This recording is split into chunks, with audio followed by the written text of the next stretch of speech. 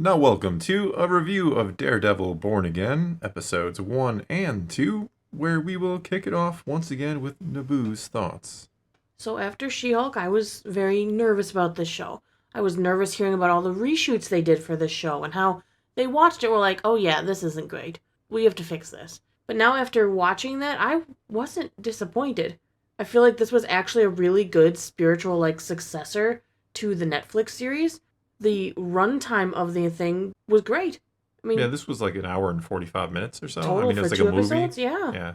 I think the opening sequence, I know originally they were worried because Daredevil was going to appear in a lot of the first episodes. No Daredevil. Yeah, not a lot. Yeah, no, not at all. He wasn't originally going to Yeah, I appear. thought it was like the first 4 episodes didn't have Daredevil or something. So the fix worked. They gave us this amazing opening sequence, kind of setting you up with here we are. I'm not Daredevil anymore. I'm just doing this law firm with my friends, and we're making the city a better place.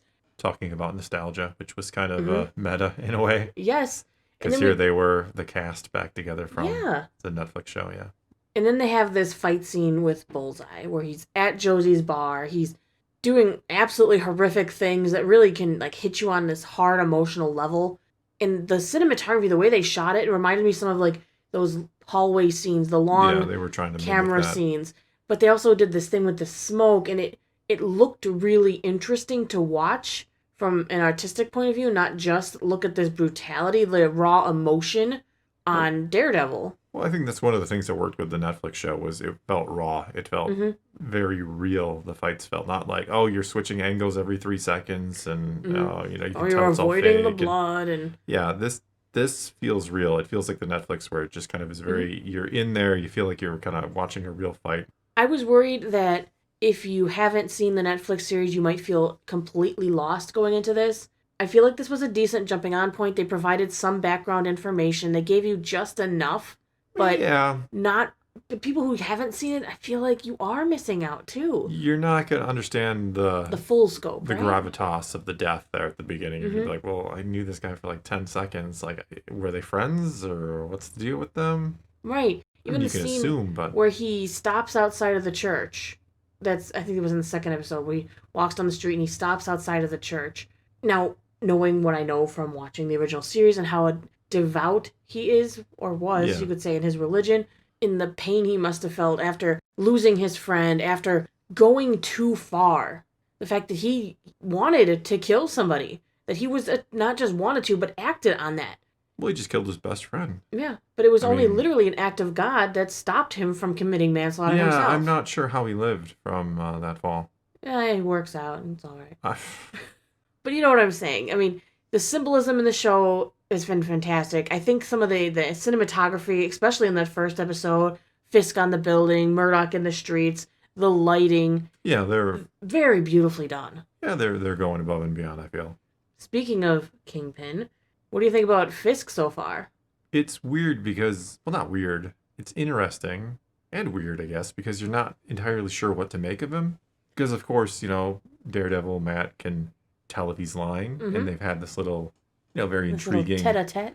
Well, yeah, this very intriguing meeting, and it feels like he's being sincere, and yet you can't believe it because we know how bad he is. We know how bad he was. Yeah. This is the Kingpin redemption story. No, I don't think so. No, it's definitely not going to be that. I think it's only a matter of time, too, before he... you can see it. You can see the build-up. I think he legitimately did want to do good at the very beginning. I want to be the mayor. I do want to straighten out the city. But then... he's going to blackmail the commissioner. Yeah, he's falling back into old patterns already because he doesn't know how to deal with things in the right way. He has this whole issue with his marriage, and it's weighing on him. Because Vanessa clearly cheated on him. Yeah, another guy. Well, he was kind of gone for a while. I'm not saying that excuses her, but, He has this confrontation with Matt Murdock. He's saying, you know what? I know what kind of person you are. You're going to be him again. And on you're there, I'm coming for you. Yeah. In the suit or without the suit. Yeah, you'll see. Both. Yeah, they were both kind of threatening each other and promising or making promises to each other because they know the real person that they are. Mm-hmm. So you see the tension building with Fisk. Then he goes, because he hears, I have to win over the police officer. Now, we know Matt's in a case representing the White Tiger. And, so the police aren't going to like it if this quote-unquote cop killer gets off. Fisk goes to the funeral. And what's he get? He gets harassed by that commissioner who goes, you know what? I want to see you go down. So I think this is all just, he's boiling over. He doesn't know what to do. So he's falling into things he does know how to do. Blackmail, extortion, brutality. I'm also wondering how much of a backstory we're going to get on Hector's character on the White Tiger. I know that that actor, he had passed away either during or right after the filming. He passed away in December 2023. So when they went back and were doing reshoots and re-edits, they obviously could not use him. Yeah. So I'm curious to see how everything flows in the story and how much backstory we're going to get on the character of White Tiger, because they're using the original White Tiger from the comic books. Yeah. I'm curious too, because I mean that when they gave a dedication at the start of the second episode, it was for him. So yeah, I'm very curious how that affected, like I said, all the reshoots and just everything you want. Did they have to piece things together, or did everything they have just work, or what? And then I liked kind of that they referenced some stuff in Echo, but made Echo in the same sense almost extremely irrelevant to have watched.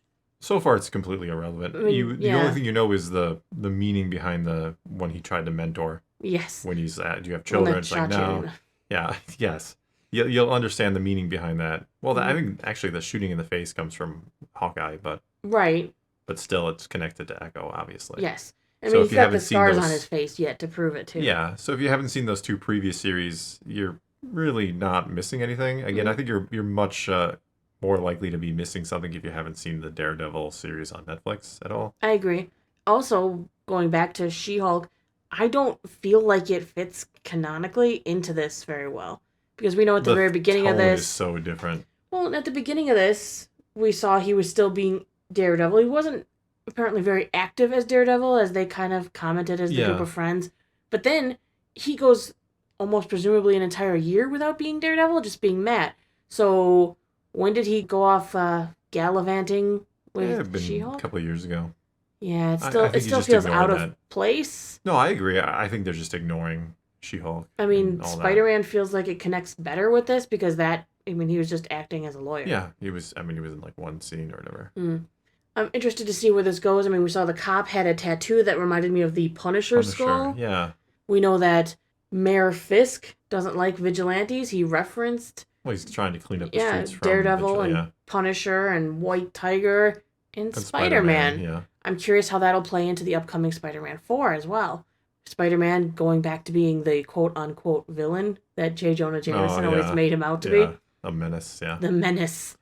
I want to know if there's going to be any sort of repercussions within the greater Marvel universe. I mean, they mentioned registering superheroes at one time, which we know from the MCU was a thing. Will this play anything into that? I mean, it feels like it's going to be kind of isolated like the Netflix series were, but I wouldn't mind seeing like a crack more into the bigger picture. Yeah, I think especially with Spider-Man being mentioned, I think you can kind of make some I don't think we see Spider-Man anything quite like that, but some kind of connection, some kind of relevancy maybe to other things. It's always appreciated. But you can do it in small ways like this show just did with Echo. Like, again, if you haven't seen Echo, his comments are just, well, he had a mentor. That's interesting. I wonder who that was. Well, if you want to know, you can actually watch a whole show about it. Yes, you can. I mean, it was interesting. Like I said, Fisk referenced really the vigilante heroes. Spider-Man wasn't like on the Avengers roster per se. None of the heroes he mentioned were. It's not like he's like, I have to get that Captain America can't come to New York and enact justice. Yeah. Well, no, because Captain America is more of a figurehead. He's a well-known Avenger. He's like a registered superhero in a way, whereas he seems to just hate the vigilante kind. Probably because he's had too many incidents with... Well, yeah, he literally has had a few incidents, yeah. I'm curious how much will Matt's love interest play into it. No, that she's like the counselor for... Yeah, that's weird. I was curious, did they choose her because... I feel like she was connected to Matt? Because you'd think he wouldn't want to do that out of fear that secrets could be divulged to his quote-unquote enemy. Yeah. Was that somehow a coincidence? And how could that be a coincidence? That would you'd think he'd be watching. How many thousands of, therapists and would be in New York City? It seems way too coincidental. Is she really that renowned that that's the one they chose? She's writing books. And what's up with the dude who wanted to, said he needed help? He's the painter from the first episode too. I think. I'm curious about that. Yeah, we'll see more of him going forward when he puts on his mask. I I mean, a good start.